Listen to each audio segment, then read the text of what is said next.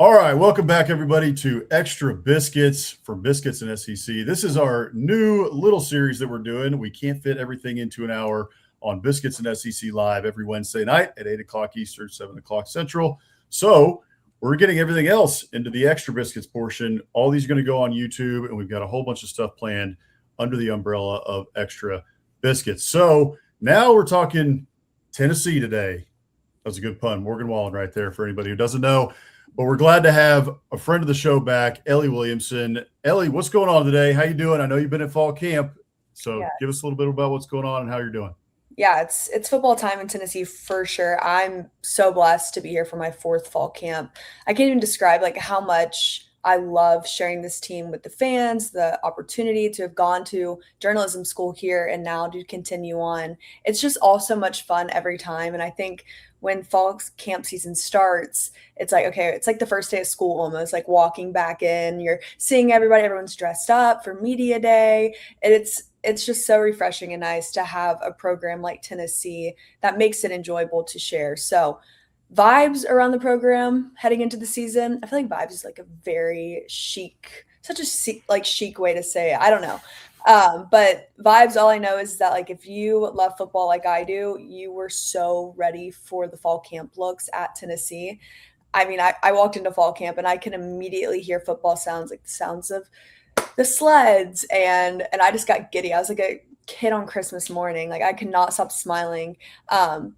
But yeah, hearing the football sounds, I went back just being a little girl on the sidelines, and it felt like home. So it's such a special culture, and I think each sport at Tennessee has its own culture and its vibe, really. So one of the cool things about what I do is being able to bring that to the fans, and couldn't be happier. Yeah, without a doubt. So football's back. We're all so pumped about it, no doubt about it. Every time I see one of these things on TikTok, of the Jason Aldean music playing, and I'm a 2010s SEC quarterback, or they're playing the intro from College Game Day when App State beat A&M, and it's fall and everybody's grilling. I'm like, oh my gosh, I cannot wait. So you described it perfectly there. So let's build a little bit on the vibe. Okay, we're all excited about football. What are the vibes right now around the Tennessee program from the fan base? What's the pulse of the Tennessee fan base now heading into 2026? Yeah, I think especially after the offseason stuff that went on, it's been a little odd, but I think it's made Tennessee fans even more excited to see what's to come this season. So I feel like SEC Media Days was such a strong look for the program, which was really great because a lot of the Chaz Coleman narratives had kind of dampened the improvements made with the additions. And then the Arion Carter thing hit, and it's like, well, nothing to lose now. So, I mean, let's go see this team at fall camp. Let's go see what the program looks like. And the first sound of David Sanders hitting a sled made every narrative, any drama, all of that just wash out for me. Hearing that sound, I can still hear it in my head right now, but I posted that immediately onto my X, onto Instagram. But yeah, let me just talk about that for a minute, because if you see anything I post, you should know when I post and share, I have my own method to it. I don't have a PR agency or agent. And so I've always just produced a storyline or info based on my true self and thoughts. So it's all just my brain. So I want to apologize if anybody's seen a mishap or anything. I'm getting my feet back under me too. It's fall camp. Having access to tell a story and report, I watch for specific things. So I've shared before, I grew up quite literally on a sideline. I was born the first day of full pads in high school football in Georgia. And until I started gymnastics and cheer, I was out there sleeping on a tackling dummy or falling asleep to heavy metal in the weight room. So sometimes I was there for both, even when I started cheer and stuff. But I think Chad Simmons took a picture of me once, too, just funny memory, in my high school uniform. I'm in my high school cheer uniform, but I'm getting a video of a prospect that is now at Clemson, actually. So I'll have to go back and find it. It was so funny because my entire cheer team's setting up for the first Friday night football game, and I'm like, well, that's a prospect over there. So I'm over there with my camera getting videos of him. But yeah, anyways, it still is just fall camp. Back to Tennessee, it's still just fall camp. We don't get a lot of time to watch, and gather looks and impressions, but the little things that we do get to see, I think Bill Martin does a great job of opening up the floodgates and closing them to give media access. So I watch for body language, who's getting up slow, who's moving around with intention, watching how quickly guys are jumping to the bit. Some of these freshmen, if they're going in the first reps, if they're holding back to watch other guys, that's usually where I find my stories, and I kind of look into that just to see, which players are going to stand out and which ones are standing out in practice. Because sometimes it's just a drill, it's just a sled, but I think it's the rep that tells me, okay, that player is stacking days. And when you stack days, I feel like good things are coming from them. So some of the guys like Metcalf and Keys and Sanders sent stuff out about those guys because, in my opinion, they stood out to me at fall camp for that reason. They were jumping at the bit to get a rep. They were never waiting back or, letting other guys go, skipping something. They were front of the line. They were trying to get as much reps as possible. And I think the guys that are doing that in fall camp will succeed further on outside of the field. But I don't really know what they look like in the media room and other than that. But I think those are the ones that stand out to me the most, is because just how eager they are to get the opportunity. Well, that's interesting. Well, it is still preseason, like you said. Sorry, fans, Tennessee Longhorns. That is not what they are, and I fixed it. Don't worry. But it is the preseason. We are human. We make mistakes. Yeah. There you go. Tennessee Volunteers 2026 preview. That is what we're doing today. And truth be told, you were like a real life Hayden Panettiere in Remember the Titans. You literally born on. I can tell you, I cannot even tell you the amount of times people told me that growing up, because it was so hard to cheer on Friday nights. And my freshman year, I was fortunate enough to have my dad and brother. My brother was playing, dad was coaching. They ended up going undefeated, winning state, and I was cheering. And I can't tell you the amount of times I was sitting on the sidelines like, oh, what's going on? What are we doing? Like, oh my gosh, I was definitely not the one in the stands playing blood. I'll tell you that much. Definitely not the one. Get in the ref's face. Oh yeah. What are you doing? Yep. We're not going to call that. What is Herman Boone's daughter saying it to? She turns to her. She's like, we need to get a first down or whatever. She's like, I just did my nails. Like, don't touch me. Yeah, no, I for sure was not that way. I couldn't even do it. I mean, sometimes I'm in my drafts and I'll like text, really, really fast, and I'm putting something out, and then I put it out and I'm like, oh, I messed that up. And it's like the little girl in Remember the Titans who just gets so like, I didn't mean for it to go out, but like on drafts, I'm meant to hit drafts and then go back and edit it later. But before I put it out, if something goes out, my brain can't handle it. I'm like, darn. I remember hearing that growing up. So yeah. Well, that's fantastic. So, you heard it here. Ellie is like day one ball knower. She's passionate about football, and just hearing you say, oh, just, guys hitting the sleds and how jacked up that gets me jacked up, because that's what we love about football. It's the sights, the sounds, and it is great that fall camp is back and football is back. So thinking about the Tennessee program, it's been, like you said, it was kind of an interesting offseason for a lot of reasons. So I'll throw this one out here to you to get the questions going. But what do you think going into the year is just the biggest question mark for the Vols in 2026? Yeah, I think the biggest thing right now, and it's kind of hard not to talk about it, I think Coach Heupel opened up his first press conference of the season really well.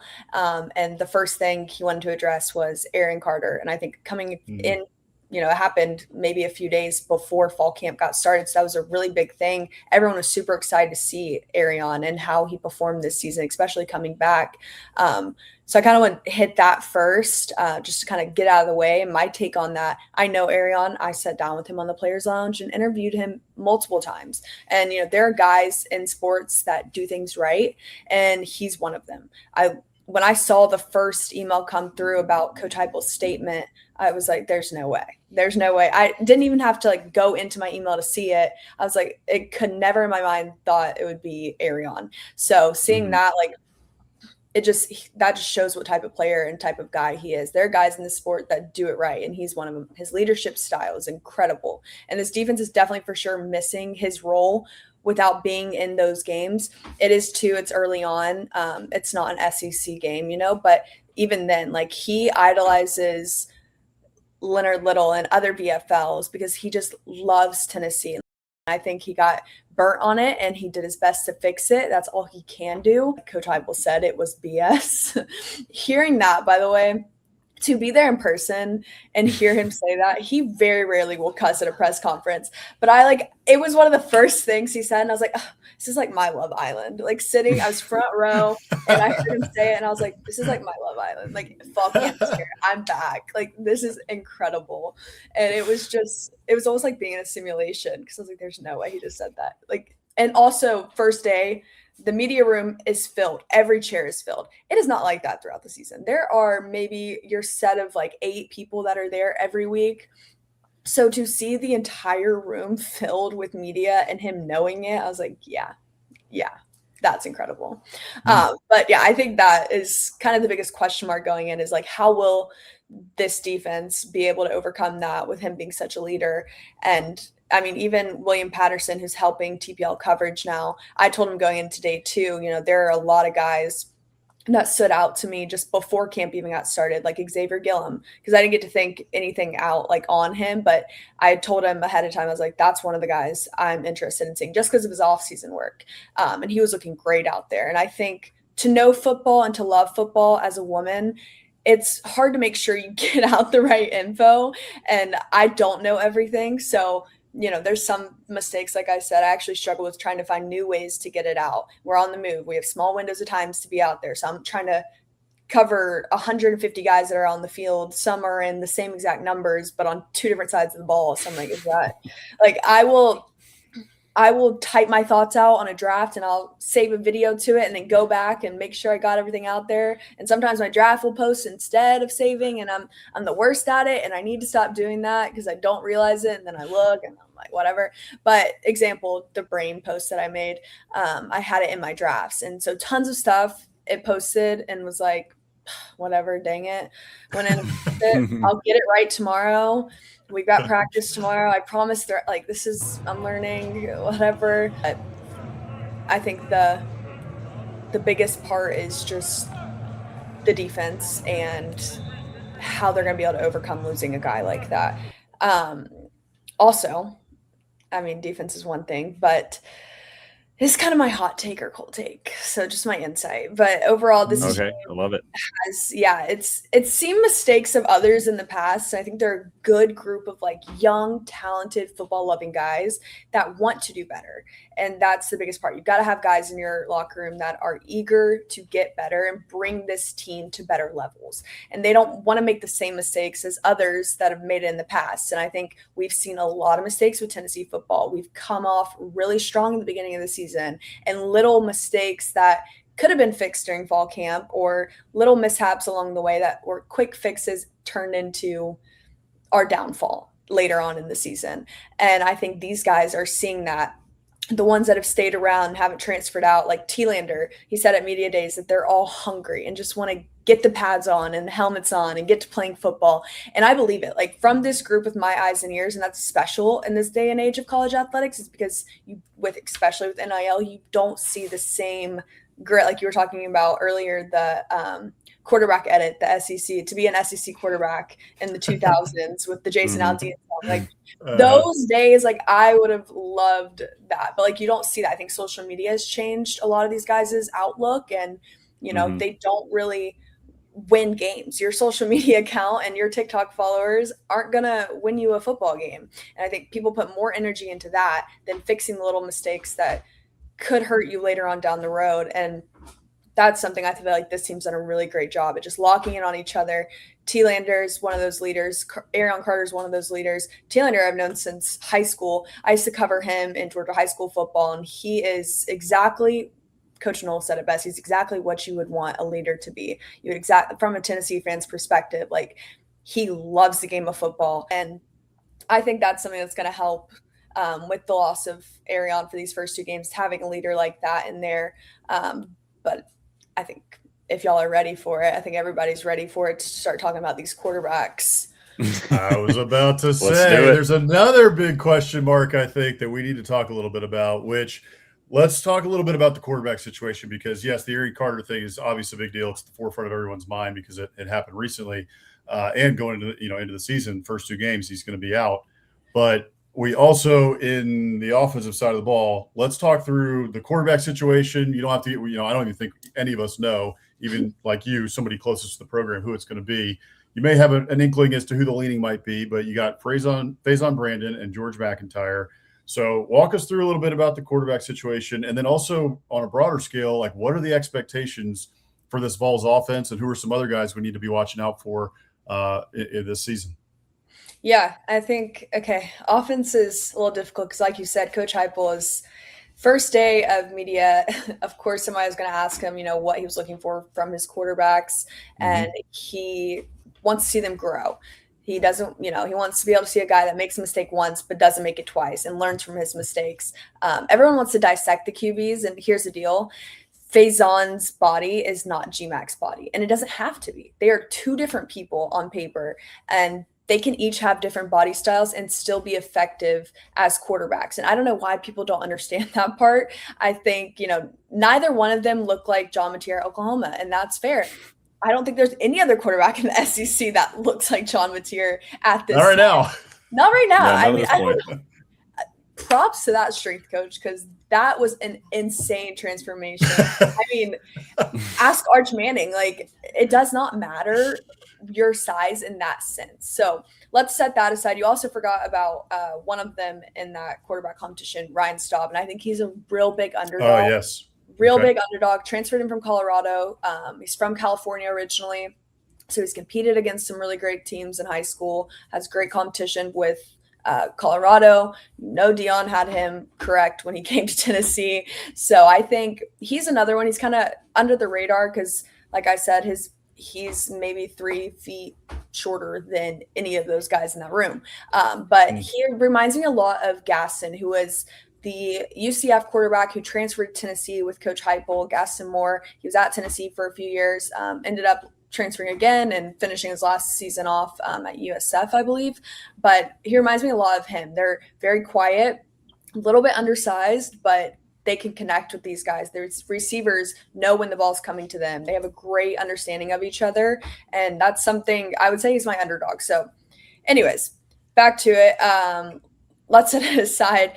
It's about which one of them I think can be in the arena and make the fewest mistakes and adapt in a really, really tough environment. Because it's not social media that will win the football game or lose it. And Heupel's been in this situation before. He's a national champion quarterback at Oklahoma. So speaking of Matier, he has said a few things, and it's the people around the quarterback just as much too. So I've seen some great things at practice.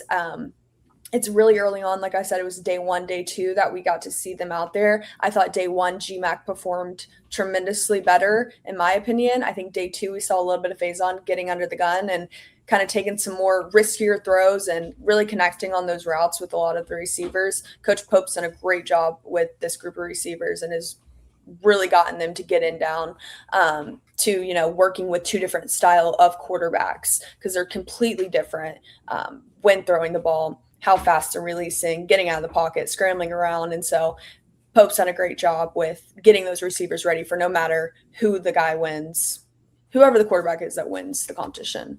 But like I said, the people around the quarterback is just as important. The offensive line, it's a great thing that we got Sanders and even, Sam Pendleton, which I've had both on the TPL podcast. And Sanders is amazing talent. I would say probably the rawest 5-star talent that Tennessee's had in a while. And especially at O-line, you don't see that often. So to see him come in and to stay around like that. And then Sam Pendleton reminds me a lot of Drew Bobo at Georgia. So I grew up in sports media covering him in high school, and they have very similar personalities, kind of like your good old country boy, like in the bale and hay. Like they've just got some grit to them, but they're like soft on the inside and are very great, like people really into academics. And that's exactly how I would describe Sam Pendleton. He is so funny. And I didn't realize how funny he was until he sat down on the show. You would never, like, some of his interests, you'd be like, you really? Like, big guy, like that's okay. But big nerdy teddy bear. That's exactly yes, a big nerdy Teddy is, and he's probably gonna like kick me for saying that. But yeah, but when you make him mad, you make him mad. And I saw a few of his drills that he was doing, and I felt really bad for the little arm dummies that they have. I was like, dang, that the people that are holding him, I was like, that's gotta suck. Like getting grilled like that, because they're taking heads off. Like I don't know who made them mad. I don't know what they're picturing that little dummy to be, but they were getting after in some of those drills. So I was impressed just with the offensive line. I'm excited to see how they work under both quarterbacks. I think either one that wins out at the end, the offensive line will be ready, and the wide receiver room and tight end guys are elevated. Someone asked me if Jackson was going to get a spot. And I don't know. I'm not Coach Pope, so I don't try to be, but I see some of what the room is doing at practice, and they all look like a leveled up group of studs now. Size has gotten bigger, especially like this early on in the season. They look comfortable in the positions that they are in. I don't know if the connection will be there with a quarterback selection. It's still to be determined, and play calls come into play some with that. So I don't know if it's going to be so much of like a player selection too.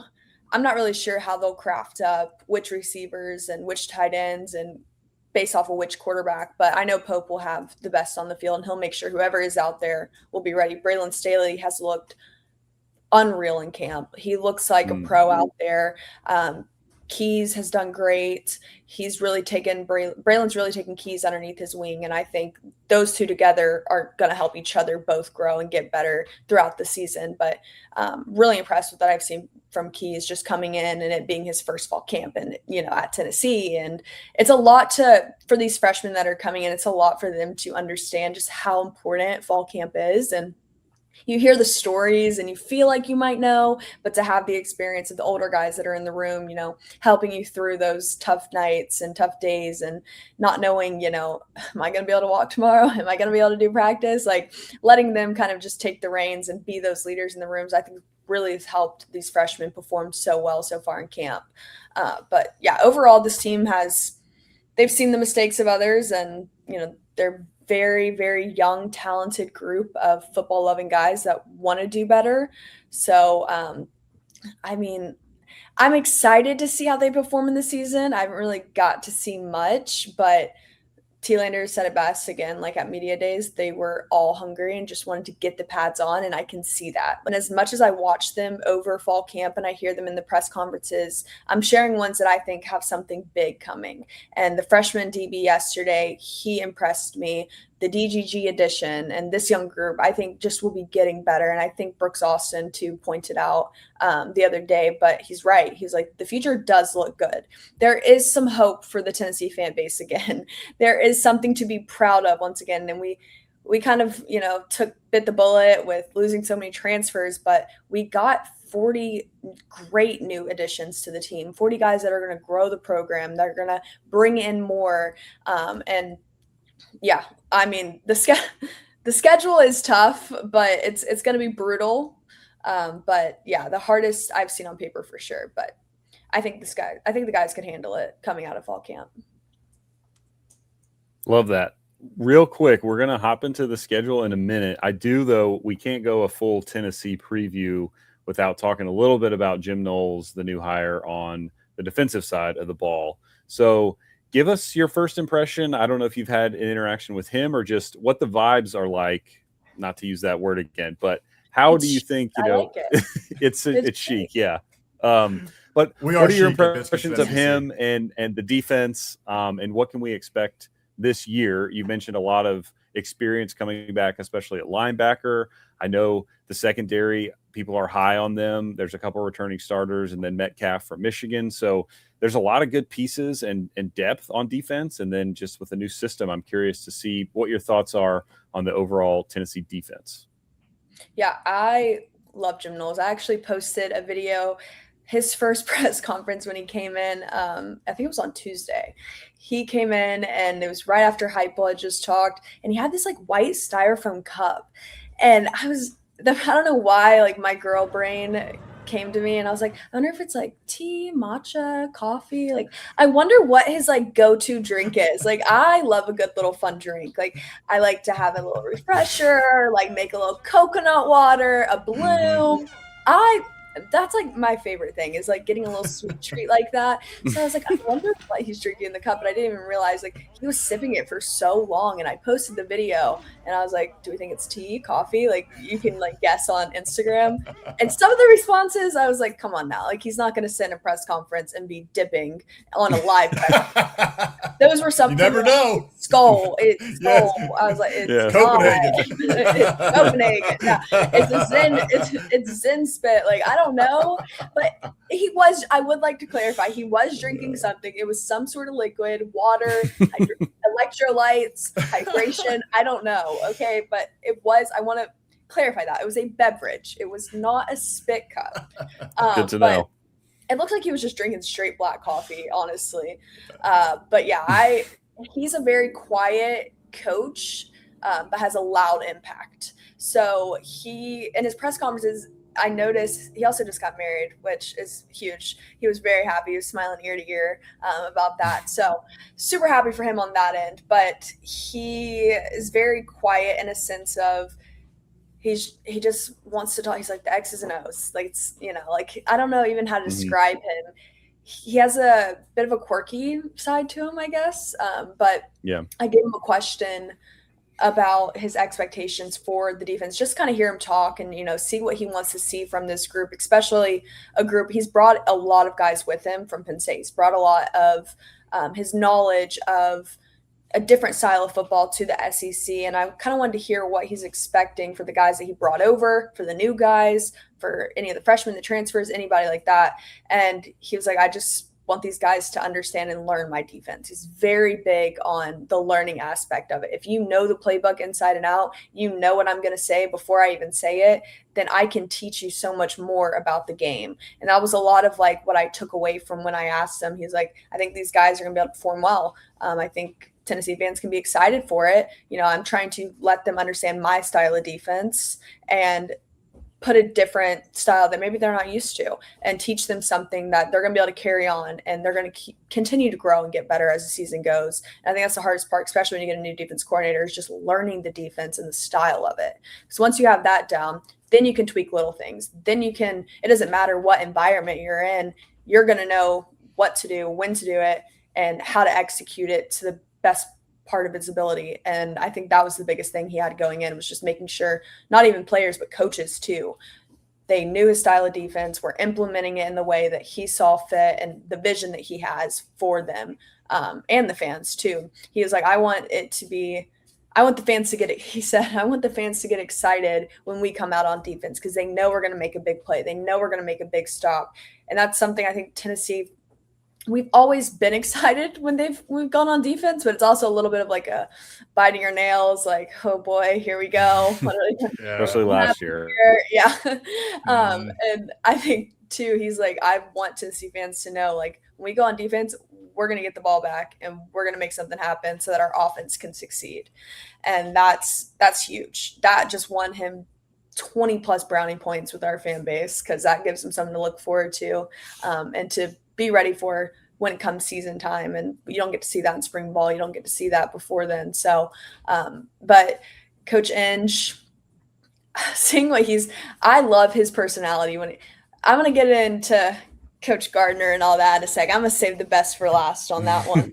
But Coach Inge, seeing his personality at practices, very goofy guy. Like, these linebackers are dying, like wanting to throw up on the side, and he's over there just like making jokes at him and like kind of like picking at him a little bit. He's like, come on, let's go over here, let's go see what this one does. Like, and that, I love that in a coach. That reminds me a lot of my dad. Like, he knows they're dying. He knows that they really could be doing anything else right now. They would much rather be in the pool doing something. I don't know, but like he kind of brings like a funny, like, sarcastic humor to it, and it's refreshing to hear, because I think that really is what gets these guys invested and keeps them going. But gosh, one thing I could go on and on about Gardner and what he's doing.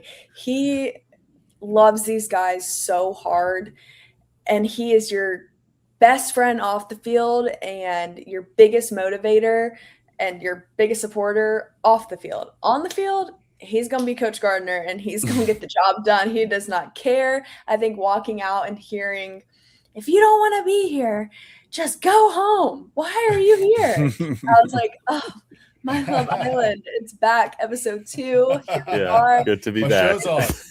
Yeah, it's amazing. Yeah. And you don't see that style of football. You don't see those coaches anymore.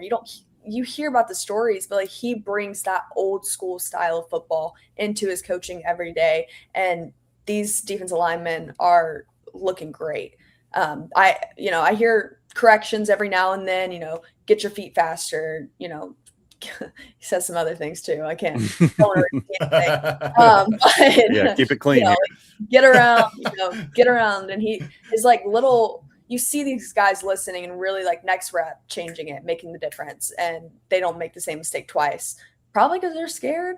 If I had to guess, I'd be scared to make the same mistake twice if Rodney Gardner was standing right there. But they make the adjustment quick, and they look, even though we're young in some areas, they look like vets. They look like they've been here for 2-3 fall camps. And I think that also comes just from the VFLs that had Rodney Gardner as a coach, who have come back and invested in the program and who are there, to help these guys get through what it's like to play under Coach Rodney Gardner, because that is very unique experience and not one that any of them take lightly. And they always go on to do great things, whether it's in the business world or it's playing professionally. And you see those guys, the old VFLs, coming back in and pouring into these younger group and generations and getting them prepared for what to expect.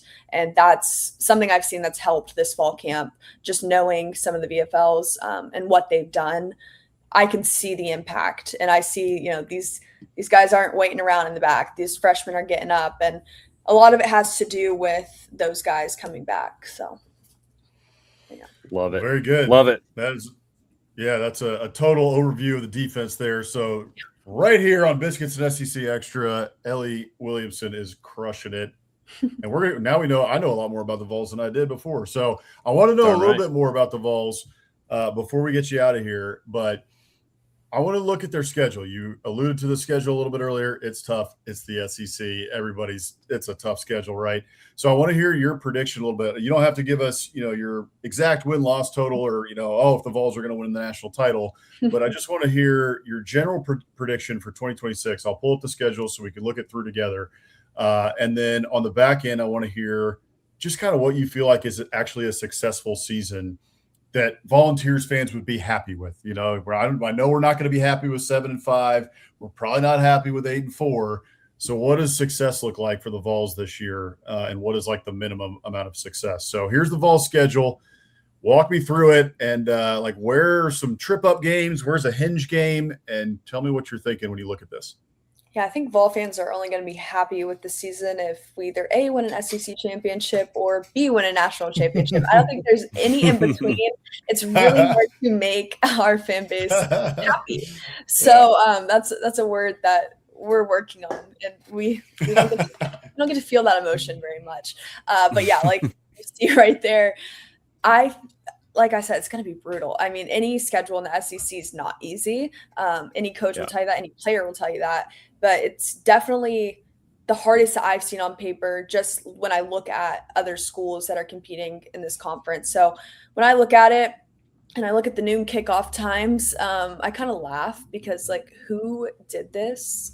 Where did anybody think it was a good idea to have Vol fans being able to wake up at 6 a.m. and drink until noon and then drink more after the game too? Not a great idea.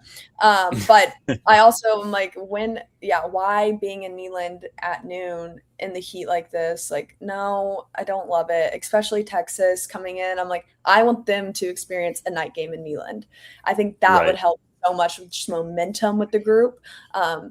But yeah, we have some brutal conference play, but it is, preserving the strengths of this conference, just how much that helps in postseason is going to be huge. So I guess we'll see. I think LSU, Texas, Auburn, those are like my surprise games because I mean, I don't know what it is about Auburn. I'm scared about Auburn, and I never thought I would say that. But I think it's like, why does Coach Golish have his team isolated?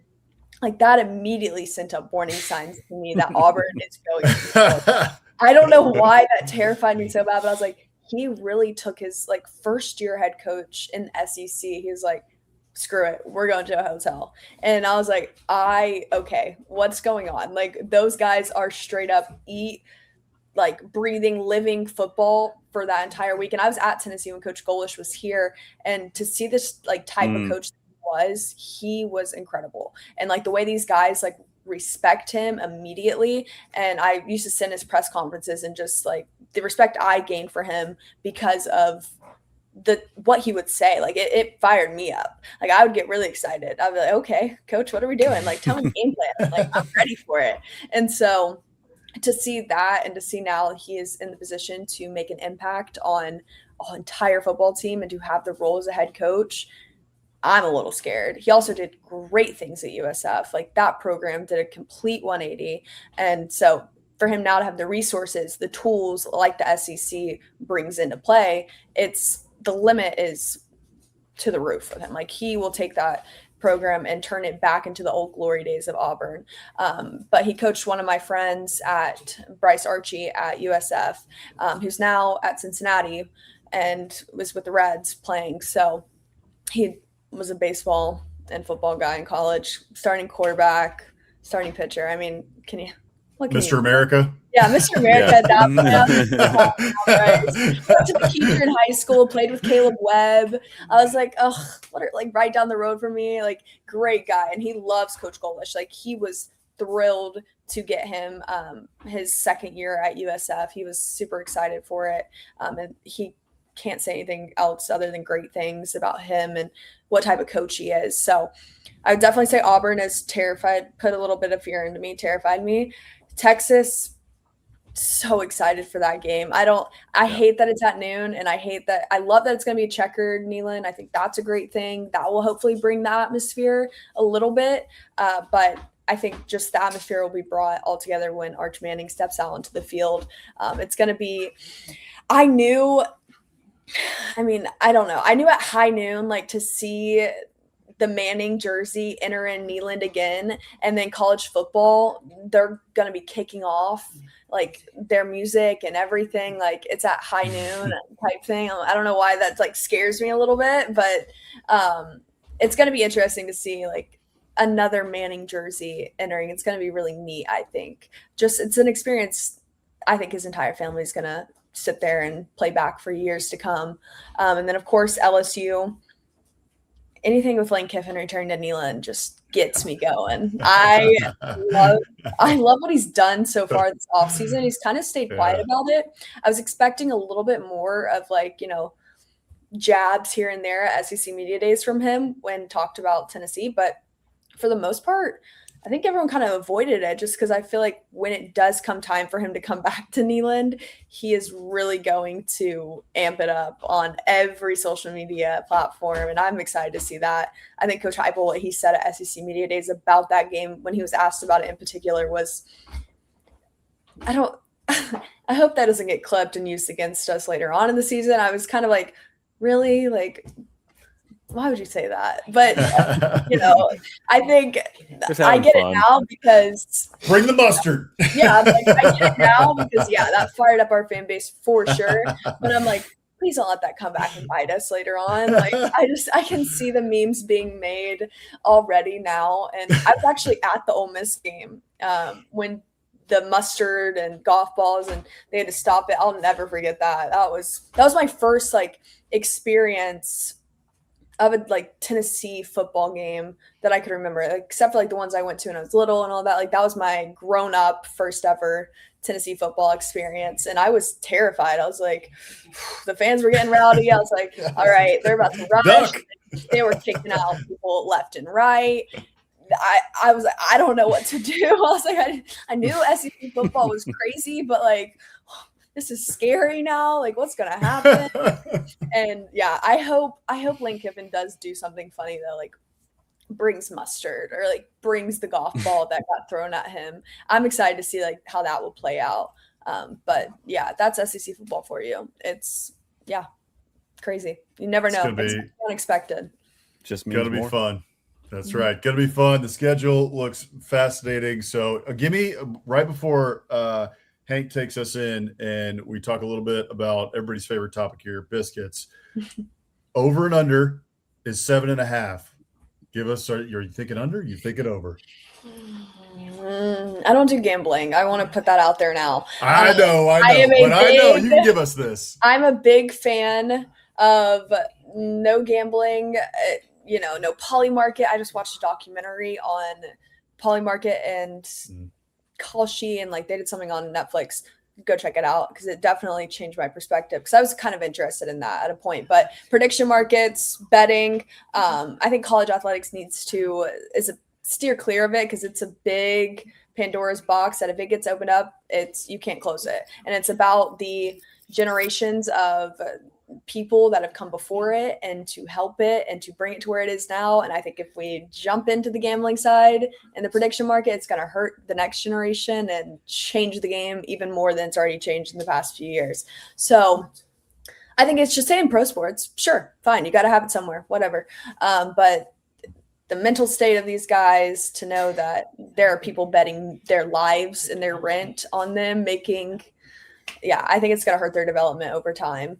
I'm not going to say how many games I think we're going to win, lose, over, under, just for that, just because of the values there that I have. And also, give me a break. We're not even talking about it. Do you think they're going to win 8 games, 9 games, 10 games? You don't have to give me. We're not talking about betting. I think 7. I think 7's okay. 7. Okay. I think 7's okay. Early in the schedule, I think that's fair to say a lot of those can be handled and put to rest. But I need to watch a full quarter football game with that team. There are too many new parts in there. There are too many people that, like Knowles has said, like how can the defense handle environments of different stadiums? How can they handle different situations? There are so many different situations in the game of football. How can we make adjustments and how can they adjust to every single different situation? I need to see that. I need to see a full game in action before I can even decide on how many games we're going to win or lose, because any given Saturday, you don't know.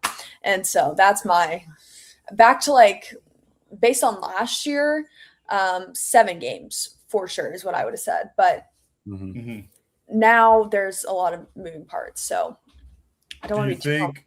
Do you think Vols fans would be like satisfied with around 9 wins? They're never satisfied. Well, I understand. I know that. Like no, they would try and win 10. They would try and win 10 sure. for them. Fair enough. But if we win a championship, I think they could put it to rest as a good season. That's about the only thing that they're going to be happy with. And it could be possible. Who knows? You never know. A lot can change from now until kickoff for that first game. But ultimately, with where we're at, from what I've seen so far, I can't give you a prediction yet until I can see how they operate in a game. I saw a little at the spring game. They didn't have like the normal setup that they usually do. We usually play like a scrimmage of each other. They kind of split it up this year. But based off of that too, like you can't really decide how a team's going to play a full season, especially now with the different schedule format that we have. You can never predict that. And that's another thing. It's like why I can't gamble and why I don't agree with this, because I can't predict the future here. Like I can only go off of what I see and that's it. But like the fake storylines that get pushed and the influencers and all that side of things, I'm like, that's not going to help your team either. So you're just giving hope to fan bases based off of your day in the life video. And they're like, what? Like that doesn't win you a football game. So I don't know. That's a hot take too. We're not going to get into that. I'd much rather talk about food. We'll do a whole other show on that. Yeah, we'll do a whole other right. Ellie's Here's ramblings. here's something that I am betting on that you know a little bit about, which Mhm. is some biscuit spots. So Hammer, let's talk a little bit of biscuits, man. Bring us home with some biscuit spots. All right, I'll bring us home. So one thing that will help you win football games is eating a lot of biscuits and beefing up. So I know we've had you on before. You've given us some really good biscuit places in and around Knoxville. Gosh, I'm drawing a total blank on Ruby Sunshine. Ruby. That's what it Ruby was. Sunshine, I think, unmatched. yeah, that you had mentioned. So just curious if you've had any good biscuits lately. I know you mentioned some travels over the off season, so let us know, even if it's not a biscuit, just good food you've been munching on lately. Oof. Yeah, I've been to some pretty great places this off season. And I always make it a point to get out before the season gets started because once I'm here in Knoxville, I'm here and I'm not leaving. So went to some great spots this off season. So I went to Palm Beach and unmatched. Chicago, I was only there for 24 hours, so I didn't get to eat as much as I would like to because I've heard Chicago is very well known for their food spots. They have some of the best cuisine around. But let's see. Chicago, I hit Pizza Portofino, which is right there on the river. Amazing pizza. It's like old Italian style. It's just, it's unmatched. Had their burrata that was really good. Went to Palm Beach, a place in Palm Beach with like an eggs Benedict breakfast, and that was unmatched. Yep. And it had shrimp with it, which was just the perfect like summer breakfast food for me.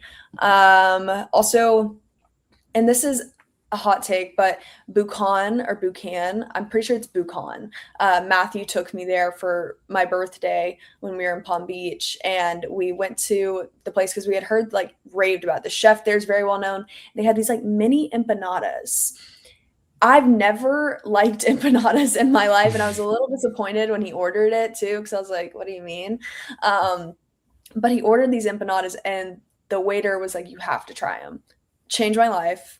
Nothing will ever compare to it. I've tried to since then go to another place to get empanadas. Cannot find anything like it. I don't know if it was cheesy, but it wasn't too cheesy. But it had like the perfect. It was like steak empanada. I don't even know. It was great. Polo Room had a red snapper. Perfect. Good stuff. Albernays in Texas, steak place, very famous, well known. That's where I went for my second birthday dinner. We did two different ones. So Naturally. that's where I had like my official birthday dinner was at Albernays in Highland Park, Dallas area. And it was great. They have all of like the Dallas Cowboys jerseys in there. The owner came out and talked with us, reposted us onto their place. Great fried calamari. Oh, it was everything you wanted in a steak restaurant with like a little bit of history, a little bit of like so many different famous people go there. And so they have all their pictures on the walls, and it was really special and neat for us. So I loved it.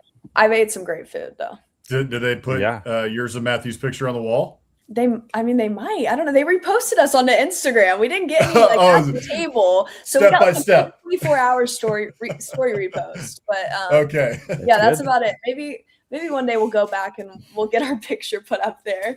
But yeah, it was neat. They had all the Rangers stuff. So we had Matt loves calamari, so he gets it everywhere. And I'm like, it's not going to be as good as it is in the beach, but sure, go ahead. So he ordered the calamari, and then it was amazing. And I had a little filet with it, perfectly cooked. Couldn't complain. Yeah, the Dallas food scene is really good. It's very, very good. They know what they're doing up there. Get some barbecue, some good like Texas barbecue.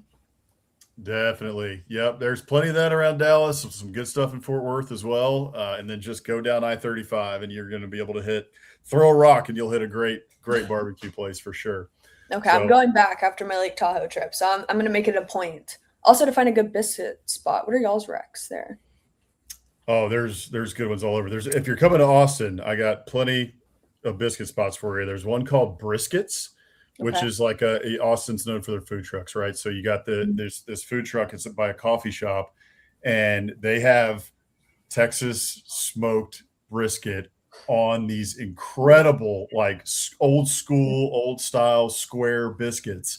That the biscuits are incredible. The brisket is awesome, and they have a couple different kinds. So you can get like biscuit, brisket, and egg, or you can get brisket and eggs. That's yeah, a Southern food statement I've heard in a while. isn't it? Biscuit, brisket, and eggs. You feel like, I mean, you feel like you ate like an entire rock, but Yeah. it's fantastic. Highly recommend it.